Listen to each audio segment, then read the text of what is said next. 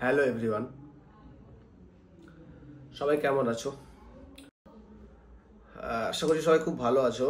তোমাদের আমি D and A block class 12-এর 4th সেমিস্টারের খুব সম্ভবত 6 নাম্বার ক্লাস নিয়ে আসলাম। সিলেবাস তো প্রচুর বড়, চেষ্টা করছি সিলেবাসটা কভার করার। তবে একটা জিনিস কি, যে তোমাদের অর্গানিকও আছে 2টো চ্যাপ্টার, ইনঅর্গানিক 2টো চ্যাপ্টার, ফিজিক্যাল 2টো চ্যাপ্টার। ইনঅর্গানিকের 2টো চ্যাপ্টার খুব সম্ভবত শেষ হবে আর 2-1 দিনের মধ্যে আশা করছি। তারপর ফিজিক্যাল ধরবো। ফিজিক্যালটা খুব সম্ভবত নভেম্বর ডিসেম্বরের মধ্যে, ডিসেম্বরের হাফের মধ্যে চেষ্টা করব, হবে কিনা জানি না। তারপর অর্গানিকটা ধরে নেব। অর্গানিকটা আমি তারপরে কন্টিনিউ ক্লাস দেবো, আশা করছি জানুয়ারির মাঝ বরাবর হয়ে যাবে। তারপর সাজেশান দেব। সাজেস্টিভ যে কোশ্চেনগুলো, যেগুলো পরীক্ষায় আসার মতো, 100% কমন না হলেও মোটামুটি যাতে সেগুলো থেকে অনেকটাই কমন পাও, একটু সাহসটা তোমাদের আর কি আসে, সে টাইপের আর কি চেষ্টা করব আর কি। সাজেস্টিভ শেষের দিকে সাজেস্টিভ কোশ্চেন করিয়ে দেওয়া। তো ভয় খাওয়ার কিছু নেই, মনের ভিতর সাহসটা রাখো, ভয়কে দূর করে দাও এবং ভিতর থেকে একটা এনার্জি নিয়ে আসো যে না, হবে, অবশ্যই পারবো, অবশ্যই সম্ভব। সব কিছুই যা ভয় করছি সে ভয়গুলো ভয় করলে চলবে না। হবে কিনা, রেজাল্ট কেমন হবে, পরীক্ষা কেমন হবে, এগুলো একদমই ভয় করবে না। তোমার কাজ তুমি করো, ফল দেওয়ার মালিক সৃষ্টিকর্তা আল্লাহ যাই বলি আমরা। তো চলো, আর কথা বাড়াচ্ছি না। তবে যেটা না বললেই নয়, কি বুঝতে তো পেরে গেছো, কি বলো তো, যে তোমরা যারা আজকের ক্লাসটা করতে বসলে, তারা অবশ্যই একটু চেষ্টা করবে আগের ক্লাসগুলো দেখবে। অবশ্যই আগের ক্লাসগুলো দেখে যদি এই ক্লাসটা করো তাহলে খুব এফেক্টিভ। আর যদি আগের ক্লাসগুলো না দেখে এই ক্লাসটা করতে বসো তাহলেও অসুবিধা নেই, বাট আগের সাথে যেগুলো রিলেশন আছে, আমি হয়তো নিজেও বুঝতে পারবো না, তোমাদেরকে মানে কথা বলার সময় হয়তো বলতেই পারবো না যে আগেরটার সাথে রিলেটেড, কিন্তু এরকম অনেক আছে যে আগেরটার সাথে রিলেটেড পড়া আর কি হয়। তো কাজেই তোমাদেরকে আগের ক্লাসগুলো ভালো করে খুব সুন্দর করে মন দিয়ে দেখতে হবে। তারপরে দেন এই ক্লাসটা অবশ্যই তোমরা জয়েন করো। এই ক্লাসটা প্রথম থেকে ধারাবাহিকভাবে করতে থাকো, ঠিক আছে? তো আজকে আগের দিন আমরা যেটা করিয়েছিলাম সেটা হচ্ছে যে বিভিন্ন সন্ধিগত ধাতুর যেগুলো অক্সাইডস, তাদের জারণ স্তর বাড়লে আম্লিকতা বাড়ে না কমে, ক্ষারকীয়তা বাড়ে না কমে, সেই ব্যাপারে আমরা একটু দেখিয়েছিলাম। আজকে যেটা শুরু করছি সেটা হচ্ছে যে পটাশিয়াম ডাইক্রোমেটের প্রিপারেশন, ঠিক আছে? তাহলে চলো আমরা পয়েন্টটা লিখে নিই। লিখো, প্রিপারেশন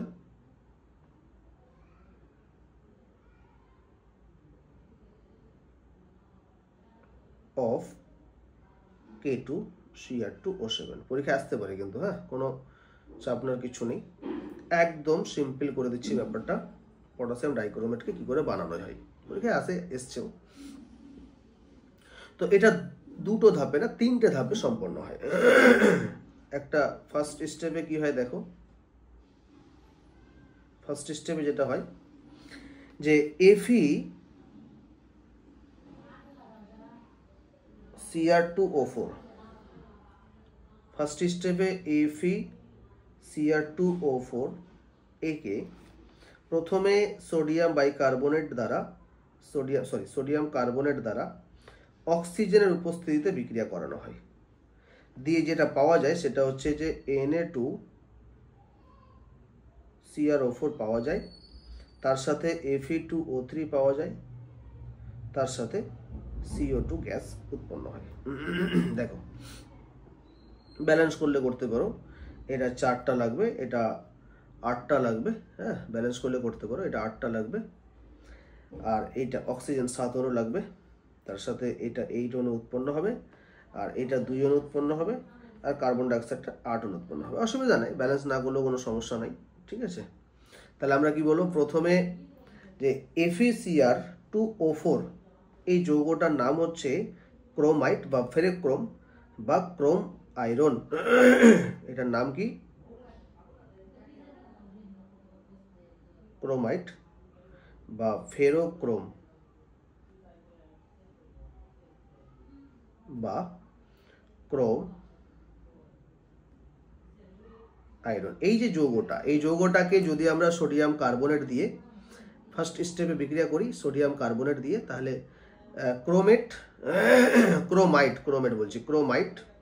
কিংবা ফেরোক্রোম কিংবা ক্রোম আয়রন, একে যদি আমরা সোডিয়াম কার্বনেট দিয়ে অক্সিজেনের উপস্থিতিতে বিক্রিয়াটা করি, তাহলে প্রথমে এই যৌগটা পাবো আমরা। এই যে যৌগটা পাবো, এইটাকে দিয়ে সেকেন্ড স্টেপে রিয়াকশনটা শুরু হবে, ঠিক আছে। দেখো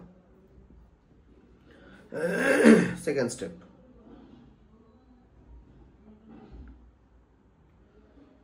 কি হয় সেকেন্ড স্টেপে? যেটা হয়, যেটা পেলাম, যেটা Na2Cr O4 এই যৌগটাকে বিক্রিয়া করা হয় H2SO4 দিয়ে। এটা এবং এই H2SO4টা অবশ্যই কনসেন্ট্রেট হতে হবে বা কনসেন্ট্রেট নেওয়া হয়, দিয়ে পাওয়া যায় Na2Cr2O7 এই যৌগটা পাওয়া যায়, তার সাথে Na2SO4 পাওয়া যায়, আর তার সাথে জল পাওয়া যায়, ঠিক আছে। দেখো ভালো করে গল্পটা শুনে নাও, যে Na2Cr4 যেটা আমরা পেলাম, এই যে যৌগটা পেলাম, এই যৌগটার সাথে কনসেন্ট্রেট H2SO4 যদি দেওয়া হয়, তাহলে আমরা এই যৌগটা পাচ্ছি, এই যে সোডিয়াম ডাইক্রোমেট পাচ্ছি। এবার এই সোডিয়াম ডাইক্রোমেট কিন্তু জলে দ্রাব্য। কি বললাম? জলে দ্রাব্য, তার মানে জলের মতো দ্রবীত অবস্থায় থাকে। তাহলে এই জায়গাটা কি করতে হবে, ওকে আলাদা করতে হবে, এবং সেখান থেকে পটাশিয়াম ডাইক্রোমেটটাকে পেতে হবে, ঠিক আছে।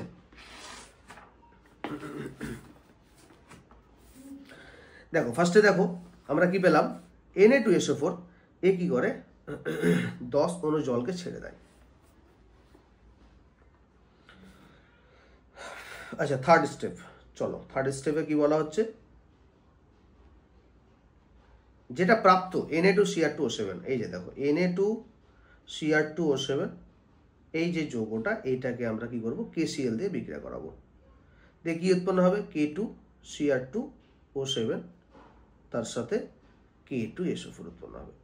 এই যে K2SO4 উৎপন্ন হলো, এই যৌগটা আলাদা হয়ে যায়, এবং K2Cr2O7 এই যৌগটাকে আমরা খুব সেপারেটলি সুন্দরভাবে পেয়ে যাই, ঠিক আছে। তাহলে আমরা প্রিপারেশন অফ K2Cr2O7 পেলাম, এবং এগুলোর কি বলে ব্যালেন্সিং আমি করিনি, তোমরা করতে পারো, অসুবিধা নেই, নিজেরাই করতে পারবে। তো ফার্স্ট স্টেপে বলবো যে ক্রোমাইট কিংবা ফেরোক্রোম কিংবা ক্রোম আয়রনকে সোডিয়াম কার্বনেট দিয়ে অক্সিজেন উপস্থিতিতে বিক্রিয়া করলে সোডিয়াম ক্রোমেট পাওয়া যায়, এবং এই সোডিয়াম ক্রোমেটটাকে যদি আমরা ঘন H2SO4 দিয়ে বিক্রিয়া করি, যেটা পেলাম, এই যে এইটা দিয়ে যদি বিক্রিয়া করি, তাহলে এইটা পাওয়া যাবে Na2Cr2O7। এটাকে বলা হয় সোডিয়াম ডাইক্রোমেট। কি বলা হয়? Sodium dichromate. লিখে দিই, এটাকে বলা হয় সোডিয়াম ডাইক্রোমেট। আর এইটা যেটা পেলাম, এটা হচ্ছে potassium dichromate.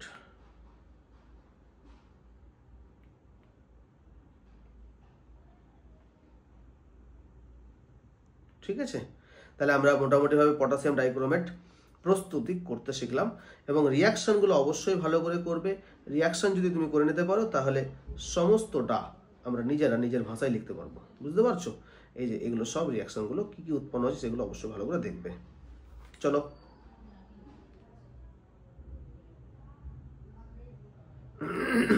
Next,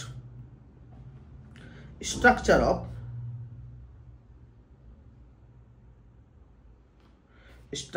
of K2Cr4 and K2Cr2O7 2-, ঠিক আছে। দেখো এদের স্ট্রাকচারটা আমি দেখব কিভাবে, চলো।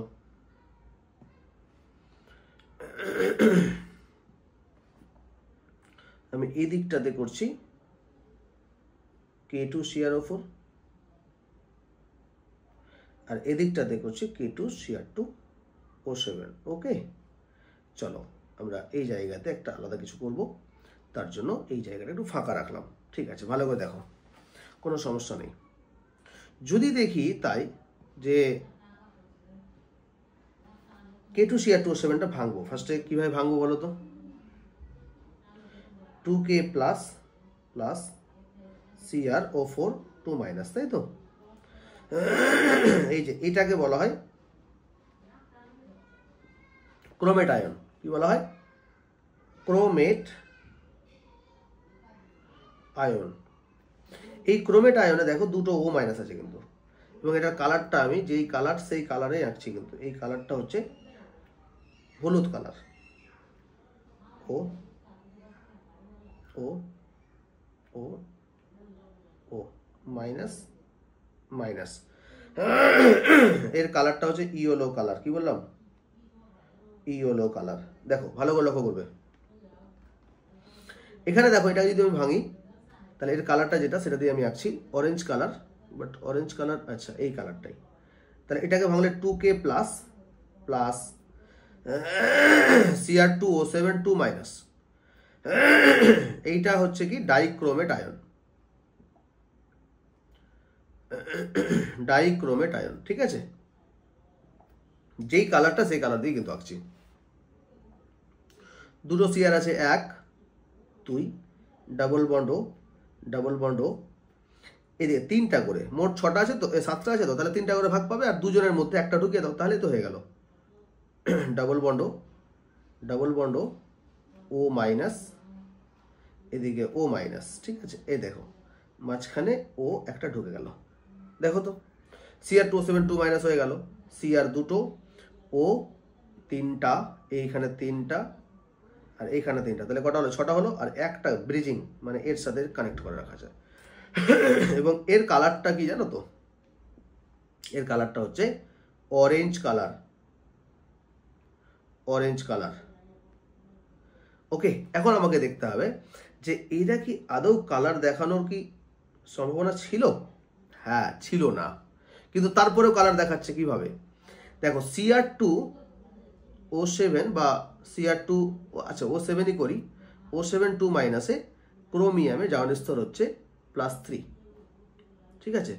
আবার CrO4 2 মাইনাসে ক্রোমিয়ামে জারণ স্তর হচ্ছে কি 3 প্লাস, সরি কি বললাম, 6 প্লাস হবে, হ্যাঁ +3। আচ্ছা দেখো, তাহলে Cr2O7 2 মাইনাসে ক্রোমিয়ামে জারণ স্তর +6, CrO4 2 মাইনাসে ক্রোমিয়ামে জারণ স্তর +6, দুই ক্ষেত্রে +6। তাহলে নর্মালি Cr এর ইলেকট্রন বিন্যাস কি বলতো? 3D কি 3D 5 4s1, তাই তো? তাহলে Cr যদি 6 প্লাস করে দিই তাহলে কি হবে বলতো? 3D 0 4s0, তাই তো? তাহলে এবার একটু ভালো করে লক্ষ্যটা করো যে আমরা 3D 0 সিস্টেম, তাহলে D0 হলে DD transition not possible. Possible কি? Not possible. তার জন্য আমরা যদি বলি যে ডিডি ট্রানজিশন হচ্ছে না, মানে এই কালার কিন্তু দেখানোর কথা না, বা কালার দেখানো উচিত নয় আর কি, কিন্তু তারপরে কালার দেখায়। এর কালার দেখানোর কারণটা কি? যে নেগেটিভ যে চার্জ আছে, অক্সিজেন মাইনাস যে নেগেটিভ চার্জ আছে, দেখো যে অক্সিজেন মাইনাস নেগেটিভ চার্জ আছে, এখানে যে নেগেটিভ চার্জ আছে, এই নেগেটিভ চার্জ কি করে? ক্রোমিয়ামকে চার্জটা ট্রান্সফার করে দেয়। এই দেখো অক্সিজেন মাইনাসটা এই ক্রোমিয়ামকে এইখানে দেখো চার্জটা ট্রান্সফার করছে, এই জন্য এটাকে বলা হয় ligand to metal charge transfer. Ligand মানে অক্সিজেনটা লিগ্যান্ডের মতো কাজ করছে, আর এই মেটাল, ক্রোমিয়ামটা মেটাল, তাই চার্জ ট্রান্সফারের জন্য কিন্তু এরা কালারটা শো করে। তাহলে এটা কি? Charge transfer from oxygen to কি ক্রোমিয়াম। কি বললাম? অক্সিজেন টু ক্রোমিয়াম, এখানেও তাই। তাহলে এই কালারটা শো করছে কেন? কারণ চার্জ ট্রান্সফার হচ্ছে, চার্জ ট্রান্সফার হচ্ছে, চার্জ ট্রান্সফার। এই চার্জ ট্রান্সফারটা কার সাথে কার? এই যে অক্সিজেন মাইনাসটা চার্জ ট্রান্সফার করছে ক্রোমিয়ামকে, এই করছে ক্রোমিয়ামকে, এই করছে ক্রোমিয়ামকে। এই যে চার্জ ট্রান্সফার হচ্ছে, এই চার্জ ট্রান্সফারের জন্য এরা ভিজিবল রেঞ্জ থেকে একটা নির্দিষ্ট তরঙ্গ দৈর্ঘ্যের আলো নিয়ে নেয়, যেই আলোটার কমপ্লিমেন্টারি কালারটা হচ্ছে এইগুলো শো করে। ঠিক আছে, তার মানে এই যে চার্জ ট্রান্সফার করলো অক্সিজেন, এই ক্ষেত্রে অরেঞ্জ কালার যেটা বলছি, এ কিন্তু চার্জ ট্রান্সফার করেছে, যেই কালারটা ও কিন্তু শোষণ করেছে তার কমপ্লিমেন্টারি কালারটা অরেঞ্জ, তাই অরেঞ্জ কালারটা দেখিয়েছে। এখানেও তাই, যে এখানে অক্সিজেন মাইনাস ক্রোমিয়ামকে যে চার্জ ট্রান্সফার করছে, এবার করতে গিয়ে যে কালারটা ও অ্যাবজর্ব করেছে দৃশ্যমান আলো থেকে, বা আমরা বলি ভিজিবল রিজিয়ন থেকে, যে আলোটা, যে নির্দিষ্ট তরঙ্গদৈর্ঘ্যের আলোটা সে অবজার্ভ করেছে, শোষণ করেছে, ঠিক তার অ্যাবজর্ব করেছে, ঠিক তার কমপ্লিমেন্টারি কালারটা ইয়েলো, তার জন্য ইয়েলো কালার দেখাচ্ছে। বুঝতে পারলাম? চলো, এই জন্য এখানে ডিডি ট্রানজিশন দ্বারা কালার দেখায় না, ডিডি ট্রানজিশন হবে না, কারণ ডি0 সিস্টেম তো ডিডি ট্রানজিশন দেখায় না, তাই ডিডি ট্রানজিশন দেখায় না, তাই ডিডি ট্রানজিশনের মাধ্যমে এরা কালার দেখাচ্ছে না। যদি পরীক্ষা কোশ্চেন আসে K2CrO4 এবং K2Cr2O7 ডিডি ট্রানজিশন ঘটায় না, তারপরেও বা D0 সিস্টেম হওয়া সত্ত্বেও এরা কালার দেখায় কেন, পরীক্ষায় কোশ্চেন আসতে পারে। তো বলো চার্জ ট্রান্সফার কি থেকে, কি অক্সিজেন থেকে ক্রোমিয়ামে চার্জ ট্রান্সফার হয়। ঠিক আছে, চলো নেক্সট। নেক্সট হচ্ছে ক্রোমেট এবং ডাইক্রোমেট আয়নের পারস্পরিক একটা রূপান্তর। ঠিক আছে, দেখো ক্রোমেট এবং ডাইক্রোমেট আয়ন পরস্পর রূপান্তরিত হতে পারে। তো এই রূপান্তরটা কিভাবে হচ্ছে সেটা একটু দেখে নিই। চলো, ফার্স্টে হচ্ছে ক্রোমেটকে আমরা লিখবো, হ্যাঁ, K2CrO4 যে ছিল না, K2CrO4 তার আয়নটাকে লিখছি। ওকে, তাহলে দেখো লিখে নিই, CrO4 2- এইটাকে যদি প্রথমে আমরা H+ দিই, তাহলে এই কোথায় যায় জানো, দেখো HCrO4 মাইনাসে পরিণত হয়। HCrO4 এটাকে যদি আবার অ্যাসিড দিই, তাহলে এ আবার কি হতে পারে, Cr2O7 2- পরিণত হয়। তার সাথে অবশ্যই জল ছাড়ে, সেটা আলাদা কথা। এবার ব্যাক করে আসো, একে যদি আবার কি করি, ক্ষার দিয়ে দিই, বেশ, সে আবার HCrO4 এ পরিণত হয়। এটা যদি আবার ক্ষার দিই, তাহলে এটাকে ফার্স্টে অ্যাসিড দিতে হবে, হ্যাঁ, তাহলে এটাকে যদি আবার বেস দিই, তাহলে এ কিন্তু আবার আগের ফর্মে ফিরে আসবে। কি বললাম, যে এটা ইয়েলো কালার ছিল, ইয়েলো কালারকে আমরা কি করলাম, H+ দিলাম। H+ দিলে এবং সেটা যদি অ্যাসিডিক মিডিয়ামে হয়, তাহলে আবার সে গিয়া HCrO4 উৎপন্ন করবে। সেটা যদি আবার অ্যাসিড দিই, অ্যাসিড মিডিয়ামে, তাহলে Cr2O7 এ পরিণত হলো। এটার কালারটা কি, অরেঞ্জ কালার। আবার এই অরেঞ্জ কালার থেকে যদি আবার বেস দিই, তাহলে আবার আগেরটা ফিরে পাবো। এটা যদি আবার বেস দিই, তাহলে আবার আগেরটা ফিরে পাবো। ঠিক আছে, তাহলে এইভাবে কিন্তু আমরা ইয়েলো কালার থেকে আমি কালারটা লিখে দিই, ইয়েলো কালার থেকে অরেঞ্জ কালার অনবরত পেতে পারি, অবশ্যই সেটা অ্যাসিড এবং বেস মিডিয়ামে রূপান্তর করে। ঠিক আছে, নেক্সট। এবং এক্ষেত্রে ক্রোমেট আয়নের সাথে ডাইক্রোমেট আয়ন কিন্তু একটা ইকুইলিব্রিয়াম স্টেটে চলে আসে। হ্যাঁ, এটা হচ্ছে ইকুইলিব্রিয়াম, মানে সাম্যাবস্থায় বিরাজ করে, সাম্যাবস্থায় চলে আসে। যদি আমরা অ্যাসিড এবং বেস মিডিয়াম রেখে দিই, তাহলে ক্রোমেট এবং ডাইক্রোমেট এই কালারটা কি আসে, সাম্যাবস্থায় চলে আসে, অরেঞ্জ কালারটা এবং ইয়েলো কালারটা পরস্পর সাম্যাবস্থায় উপনীত হয়। ঠিক আছে, তার মানে হচ্ছে যদি আমরা পিএইচ কমাই, তার মানে কি, আস্তে আস্তে এটা ডান দিকে সরবে। আর যদি পিএইচটা বাড়িয়ে দিই, তাহলে আস্তে আস্তে বাম দিকে সরবে। পিএইচ কমালে সাম্যাবস্থা ডান দিকে সরবে, মানে সামনের দিকে যাবে, ডান দিকে সরবে। আর যদি পিএইচ যদি বাড়িয়ে দিলে সাম্যাবস্থা বাম দিকে সরবে। ঠিক আছে, এই হচ্ছে গল্প। তো চলো নেক্সট, K2Cr2O7 এর ক্যারেক্টারিস্টিক্স লিখে দিই। ক্যারেক্টারিস্টিক্স, নেক্সট হচ্ছে ক্যারেক্টারিস্টিক্স অফ K2Cr2O7। আমি একটু শর্টকাটে লিখে দিচ্ছি, হ্যাঁ, আমি একটু শর্টকাটে লিখে দিই। ফার্স্টে হচ্ছে 1 নাম্বার, এর মেল্টিং পয়েন্ট হচ্ছে কি 670 কেলভিন, এর মেল্টিং পয়েন্ট। এবং এই কালারটা এর কালার অরেঞ্জ কালার, অরেঞ্জ। এবং নাম্বার 3 এ সলিড ফর্মে থাকে। Number 4 soluble in water, soluble in water মানে জলে দ্রাব্য, ঠিক আছে, জলে কি দ্রাব্য। ওকে, নাম্বার 5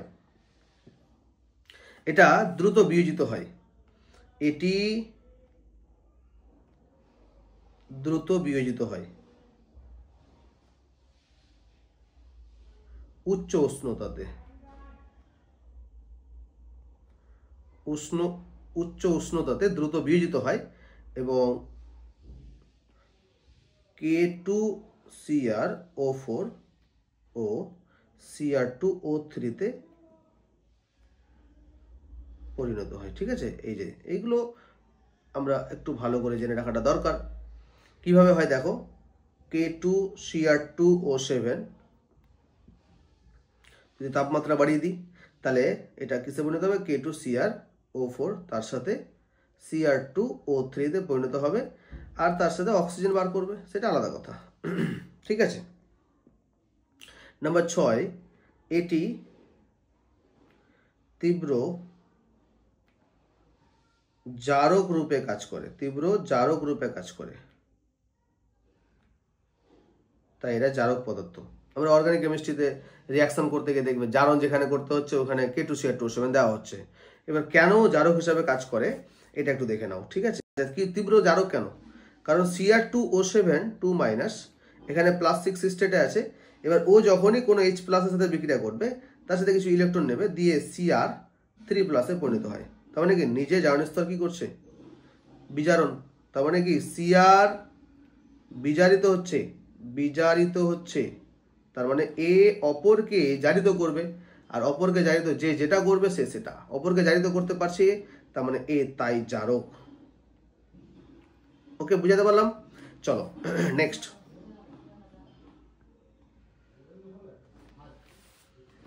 আচ্ছা, এবার তোমাদের যেটা করা আছে শোনো, তুল্যাঙ্ক ভার বার করতে দেওয়া আছে। তুল্যাঙ্ক ভার বারটা তোমরা আশা করছি করতে পারবে, কারণ ক্লাস 11-এ তোমাদের জারণ বিজারণ চ্যাপ্টারে ক্লাস 11-এ তুল্যাঙ্ক ভারটা শেখানো হয়েছে। তো তোমাদের এতেও ক্লাস 12-এ তুল্যাঙ্ক ভার ব্যাপারটা আছে। তো এই জায়গায় সেটা বলাটার কোনো দরকার নেই বলে আমি মনে করছি। তোমরা যারা যে কোনো যৌগের তুল্যাঙ্ক ভার, কোনো একটা রিয়াকশনের তুল্যাঙ্ক ভার যদি বার করতে চাও, তো সেই তুল্যাঙ্ক ভারটা কি করে বার করবে সেটা আমার অক্সিডেশন রিডাকশন চ্যাপ্টারে খুব সুন্দর করে করা আছে, তোমরা সেখান থেকে অবশ্যই করতে পারো, ঠিক আছে। তো চলো নেক্সট। K2Cr2O7 এর একটি গুরুত্বপূর্ণ ব্যবহার, গুরুত্বপূর্ণ ব্যবহার দেখো, খুব গুরুত্বপূর্ণ ব্যবহার। কেন বললাম, কারণ মাদকাসক্ত কোনো গাড়ির চালককে শনাক্তকরণে ব্যবহৃত হয়। কি করে বলো তো? ব্যাস শুনে নাও।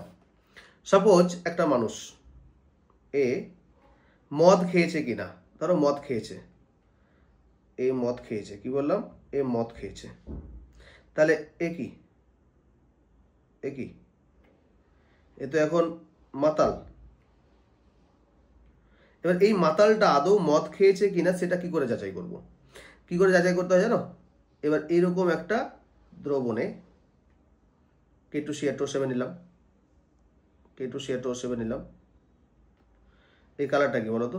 অরেঞ্জ কালার, অরেঞ্জ কালার, ভালো করে শুনে নাও, অরেঞ্জ কালার। এটা কালারটা ছিল কি, অরেঞ্জ কালার ছিল। দেখো আমি অরেঞ্জ কালারটা করে দিলাম, অরেঞ্জ কালার করে দিলাম।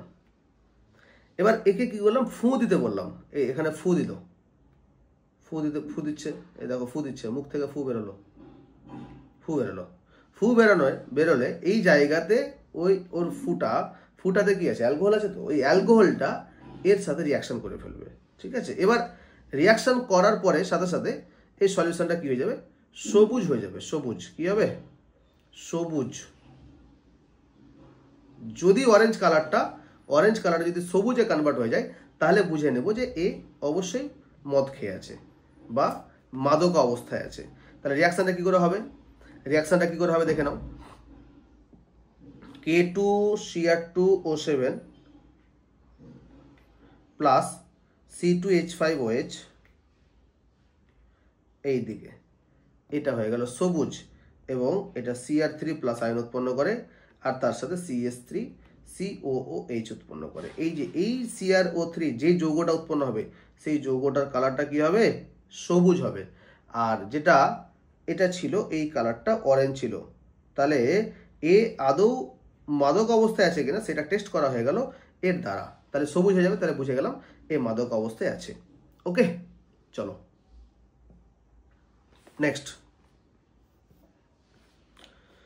ক্রোমিল ক্লোরাইড পরীক্ষা করা হয়। আরেকটা ব্যবহার কি দেখে নাও, আরেকটা ব্যবহার। 1 নম্বর হচ্ছে এটা, 2 নম্বর, 1 নম্বর গেল, এটা 2 নম্বর। ওকে, আরেকটা ব্যবহার কি, যে ক্রোমিল ক্লোরাইড পরীক্ষা দিয়ে, ক্রোমিল ক্লোরাইড এক্সপেরিমেন্ট, এইটা দিয়ে যেটা হয় সেটা হচ্ছে identification of chloride salt.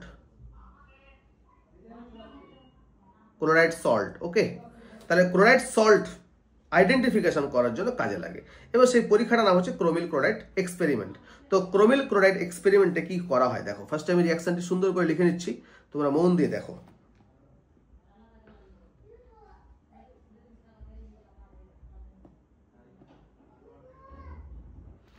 K2Cr2O7 plus NaCl plus H2SO4, এটা বিক্রিয়া করে উৎপন্ন হবে CrO2Cl2 plus KHSO4 plus NaHSO4 plus H2O, এটা উৎপন্ন হলো। ঠিক আছে, দেখো নাম্বার 2 কি, আমি গল্পটা ভালো করে বলে দিচ্ছি। নাম্বার 2 কি, যেটা পেলাম CrO2Cl2, এই যে যৌগটা, এই যৌগটার সাথে NaOH কে বিক্রিয়া করানো হবে। কি বললাম, NaOH কে বিক্রিয়া করানো হবে। যদি NaOH এর সাথে বিক্রিয়া ঘটিয়ে Na2CrO4 উৎপন্ন করে ফেলতে পারে, Na2CrO4 মানে কি, সোডিয়াম ক্রোমেট, Na2CrO4 যদি উৎপন্ন করে ফেলতে পারে, এবং তার সাথে আলাদা জিনিস, তাহলে এই যে জিনিসটা, তাহলে এই যে উৎপন্ন হলো সেটা, হ্যাঁ, আবার যদি Na2CrO4 প্লাস CH3 COO হোল টয়েস CH3 COONA। আচ্ছা, এবার গল্পটা দেখো। ক্রোমিল ক্লোরাইড K2Cr2O7 এর কাজটা বলতে চাচ্ছি। দেখো, K2Cr2O7 প্রথমে গাঢ় H2SO4 দিয়ে বিক্রিয়া করব। কি দিয়ে বিক্রিয়া করব, গাঢ় H2SO4 দিয়ে। এবার যে লবণটাকে আমি শনাক্ত করছি, সেই লবণটাকে নিলাম, নিয়ে K2Cr2O7 হালকা দিলাম, যে লবণটাকে শনাক্ত করছি সেটা নিলাম, আর তার সাথে ঘন H2SO4 বা গাঢ় H2SO4 নিলাম, দিয়ে ক্রোমিল ক্লোরাইড উৎপন্ন হলো। কি বললাম, ক্রোমিল ক্লোরাইড উৎপন্ন হলো। এবার এই ক্রোমিল ক্লোরাইড যেটা উৎপন্ন হলো না, ফার্স্টে দেখো ভালো করে গল্পটা শোনো। এই কি কালার ছিল, এই কালারটা কি ছিল দেখো। আচ্ছা, আমি লিখে নিচ্ছি আগে। হ্যাঁ, এই কালারটা কি ছিল, অরেঞ্জ।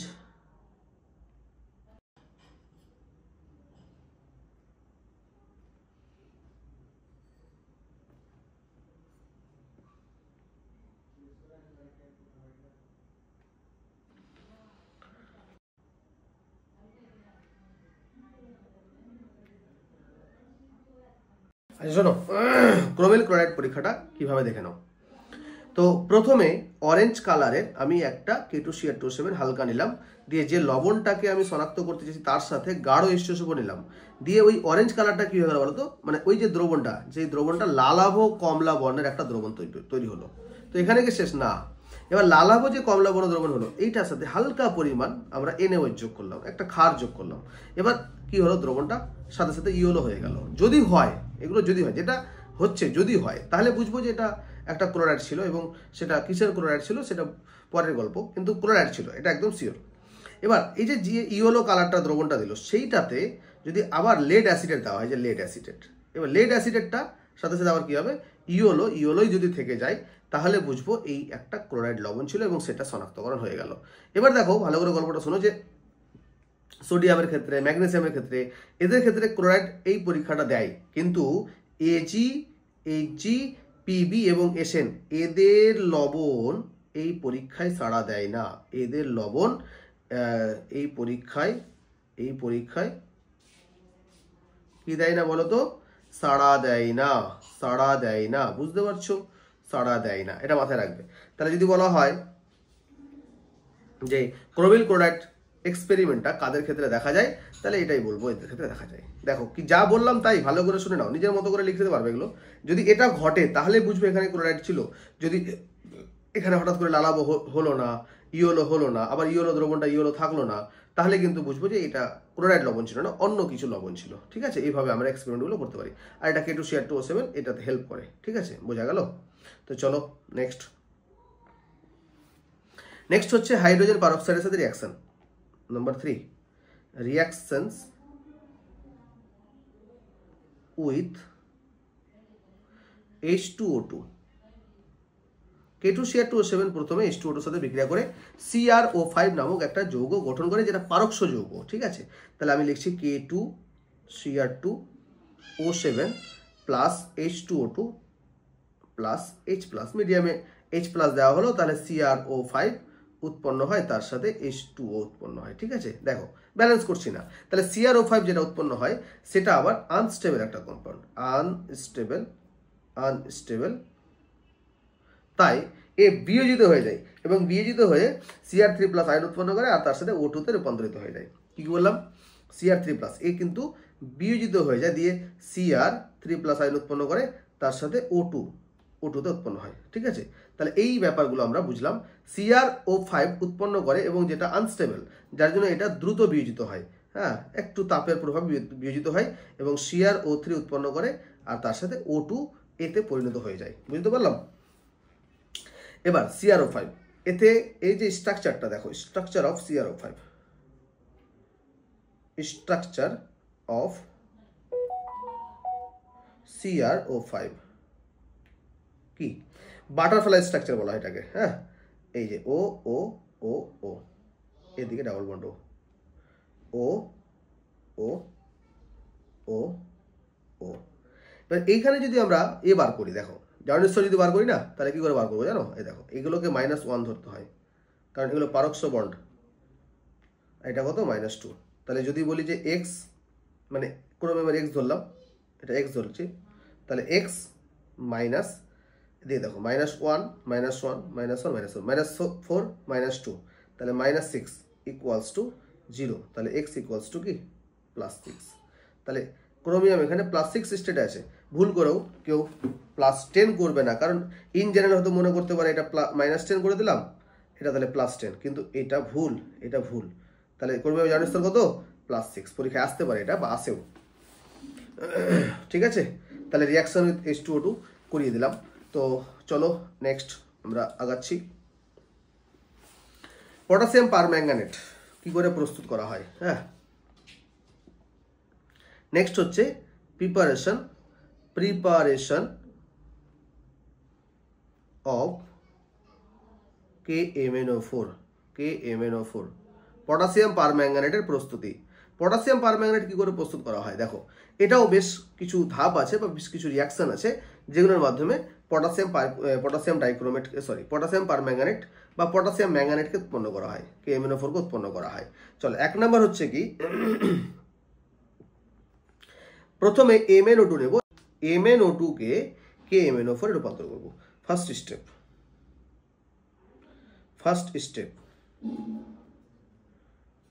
স্টেপ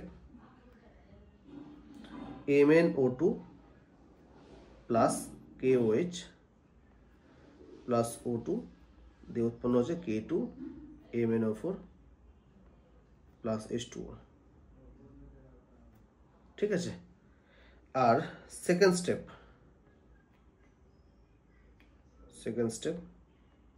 কি বলতো, যেটা পেলাম কি পেলাম, K2MnO4, K2MnO4। এটাকে সেকেন্ড স্টেপে যেটা করা হয় সেটা হচ্ছে, এই দেখো ভালো করে শুনে নাও, প্রিপারেশন অফ KMnO4। হ্যাঁ, KMnO4 প্রথমে আমরা ফার্স্ট স্টেপে যেটা করব সেটা হচ্ছে যে MnO2কে KOH এবং O2-র সাথে বিক্রিয়া করব, দিয়ে K2MnO4 উৎপন্ন হবে। আর এই যে K2MnO4 পেলাম সেটাকে জারণ করব। সেই জারণটা Cl2 দিয়েও করতে পারি, আবার CO2 দিয়েও করতে পারি, আবার O3 দিয়েও করতে পারি। বুঝতে পারলাম? তাহলে যে কোনোভাবে আমরা জারণ করলেই এখান থেকে এটা চলে আসবে, জারণ করলে হয়ে যাবে, এখান থেকে এটা চলে আসবে। জারণ কারা কারা করতে পারে, এখানে O3 দিয়ে বিক্রিয়া করেও হতে পারে, CO2 দিয়ে বিক্রিয়া করেও হতে পারে, আবার O3 দিয়ে Cl2 দিয়ে বিক্রিয়া করেও এই প্রসেসটা হতে পারে। এটা হচ্ছে রাসায়নিক বিক্রিয়ার মাধ্যমে রূপান্তর হচ্ছে K2MnO4 থেকে KMnO4।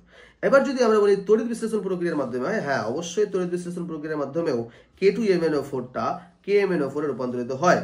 তবে তড়িৎ বিশ্লেষণ প্রক্রিয়া থেকে এই প্রক্রিয়াটা তোমাদের জন্য খুব সহজ, তাই এটা Cl2 দিয়ে কিংবা O3 দিয়ে বিক্রিয়া করিয়েই দেখিয়ে চলে আসবে। তাহলে আশা করছি তোমাদের ভুলটা হবে না, ঠিক আছে?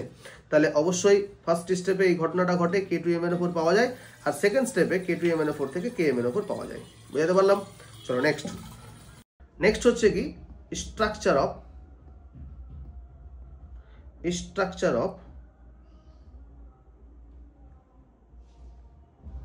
K2MnO4 and KMnO4। ঠিক আছে, K2MnO4 এবং KMnO4 স্ট্রাকচারটা আমরা ভালো করে একটু দেখে নিই। আমরা যদি দুটোকে এর আগের মতোই এইভাবে এগিয়ে নিই, দেখো কিভাবে আঁকছি দেখে নাও।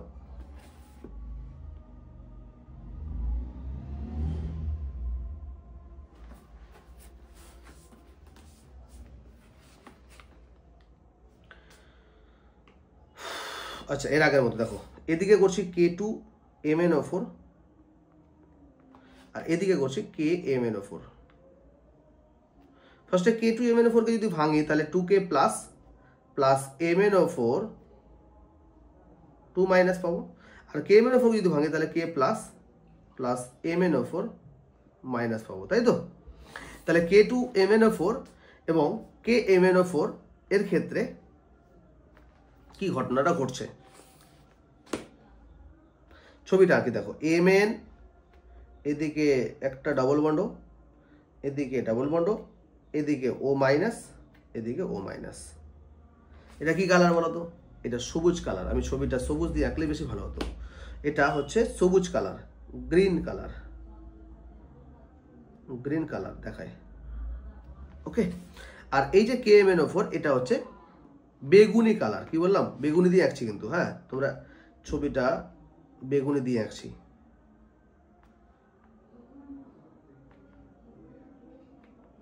বেগুনি দিয়ে আঁকলাম, যা বুঝতে পারা যাচ্ছে কিনা দেখো তো, বেগুনি দিয়ে আঁকলাম। এই বেগুনি কালারটা এ কিন্তু দেখায়, একটু কষ্ট করে দেখানো, আমি তোমাদের ভালোর জন্যই দেখানোর জন্য কি বলতে চাচ্ছি। তো বেগুনি কালারটা ও কিন্তু দেখায়। ওকে, এবার দেখো এখানে অক্সিজেন একটা মাইনাস, এ কি করে চার্জ ট্রান্সফার করে, এও একটা মাইনাস, না এ দুটা মাইনাস, তাহলে এ দুদিক থেকে চার্জ ট্রান্সফার করে। ঠিক আছে, এই জন্য এই কালারটা একদম প্রিডমিনেন্ট, এর কালারটা একটু চাপা। আচ্ছা দেখো, তাহলে এখানে +6 স্টেটে আছে, তাহলে 4s2, তার মানে কি 3d1 4s0। এখানে কিন্তু 3d1 আছে, দেখো 3d1 আছে, তাহলে 3d1 যদি থাকে তার মানে এই ডিডি ট্রানজিশন দেখাতে পারবে। কিন্তু এই ব্যাপারটা হচ্ছে ডিডি ট্রানজিশন হচ্ছে, তার মানে এই কিন্তু ডিডি ট্রানজিশন দেখাচ্ছে, যার জন্য এই কালারটা দেখাচ্ছে সবুজ, ডিডি ট্রানজিশন হয়।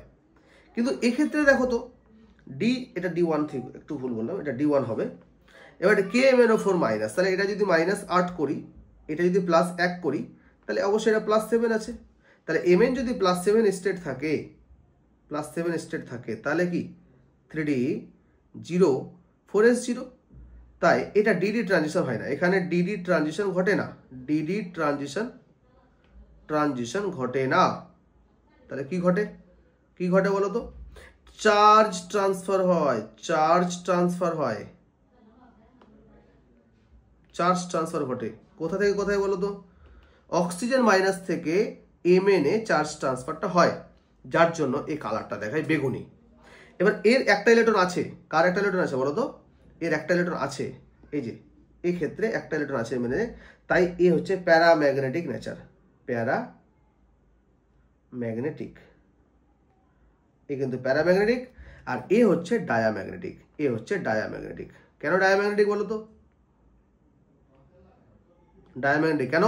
কারণ এর ডি অরবিটালে কোনো ইলেকট্রন নেই, তাই এরা ডায়াম্যাগনেটিক, আর এতে একটা ইলেকট্রন আছে, এই যে একটা ইলেকট্রন দেখো D1 আছে, তাই এরা প্যারাম্যাগনেটিক।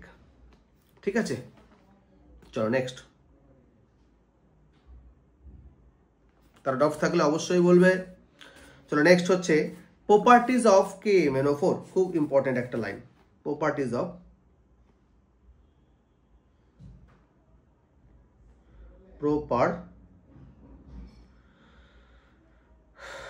Of KMnO4। ওকে, চলো KMnO4 এর প্রপার্টিজ। ঠিক আছে, number 1 solid substance, solid. Number 2 বেগুনি কালারের,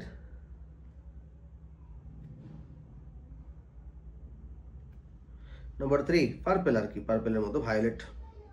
নাম্বার 3 এর মেল্টিং পয়েন্ট মানে গলনাঙ্ক 523 কেলভিন। নাম্বার 4 জলে কম দ্রাব্য, মানে মোটামুটি insoluble, almost insoluble in water. Number 5 এটি উচ্চ উষ্ণতাতে দ্রুত বিয়োজিত বলবো না, তবে K2MnO4 রূপান্তরিত হয়। এটি উচ্চ উষ্ণতায় K2MnO4 রূপান্তরিত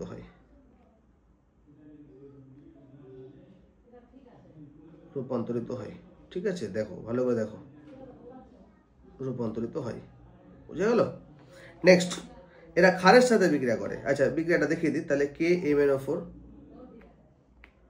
এর সাথে প্রায় 525 কেলভিন উষ্ণতা দিলে কি হয়? K2MnO4 রূপান্তরিত হয়, তার সাথে MnO2 উৎপন্ন হয়, তার সাথে O2 উৎপন্ন হয়। ঠিক আছে, এই যে এইটা থাকলো না, এইটা কনভার্ট হয়ে গেল উচ্চ উষ্ণতাতে। এই জন্য এখানে একটা কোশ্চিনও দেয়। কোশ্চিন হচ্ছে কি, যে KMnO4 কে সাদা কাঁচের বোতলের পরিবর্তে রঙিন বোতলে রাখা হয়, রঙিন কাঁচের বোতলে রাখা হয়। এই জন্যই যে উষ্ণতা যদি উচ্চ হয়ে যায় তাহলে KMnO4 এর ধর্মটা KMnO4 থাকে না, K2MnO4 হয়ে যায়। ঠিক আছে, নাম্বার 6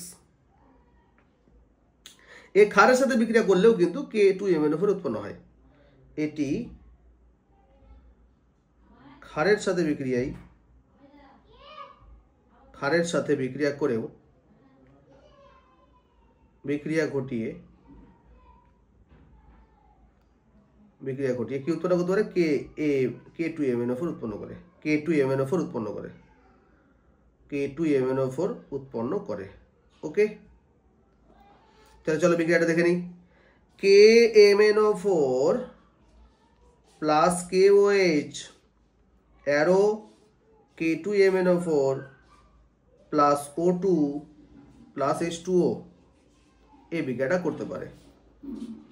নাম্বার 7 দেখো, এটি গাঢ় H2SO4 এর সাথে বিক্রিয়া করেও এ উৎপন্ন করতে পারে Mn2O7, একটা যৌগ। ঠিক আছে, দেখো KMnO4 H2SO4 এর সাথে বিক্রিয়া করে কি উৎপন্ন করতে পারে বললাম?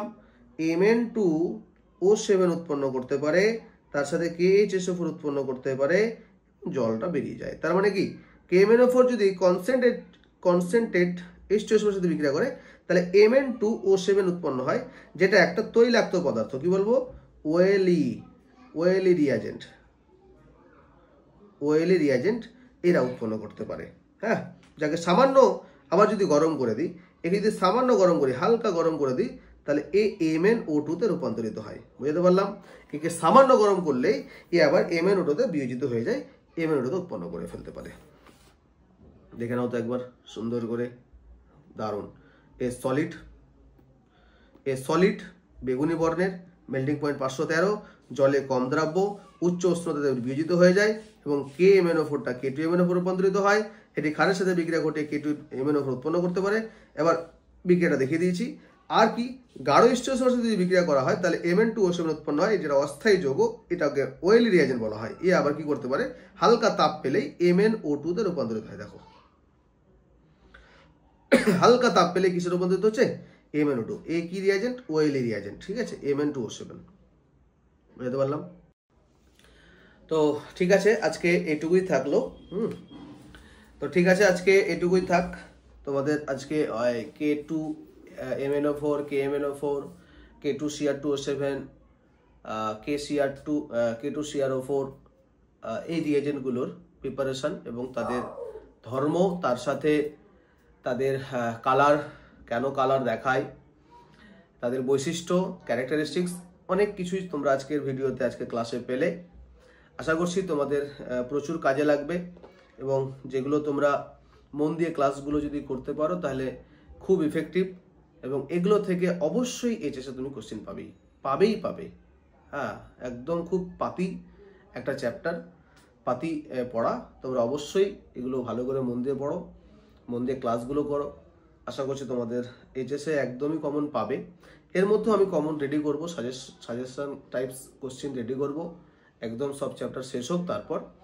ঠিক আছে, তো তোমাদের মন দিয়ে ক্লাসগুলো করতে হবে, এই হচ্ছে শেষ কথা। মন দিয়ে যত ক্লাস করবে তত লাভ। তোমরা ভালোভাবে ক্লাস করো।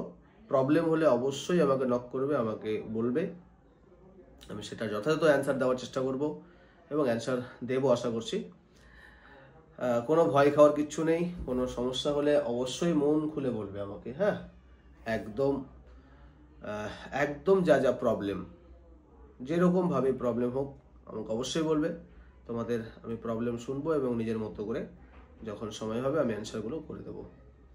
তো আর কথা বাড়াচ্ছি না, আজকে এইটুকুই থাক।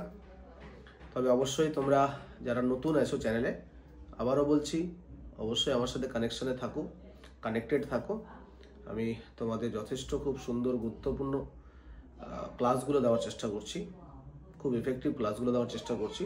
ওকে, চলো আজকে এই পর্যন্তই, দেখা হচ্ছে পরের ক্লাসে। ভালো থাকো, সবাই সুস্থ থাকো এবং সবাইকে ধন্যবাদ। টাটা।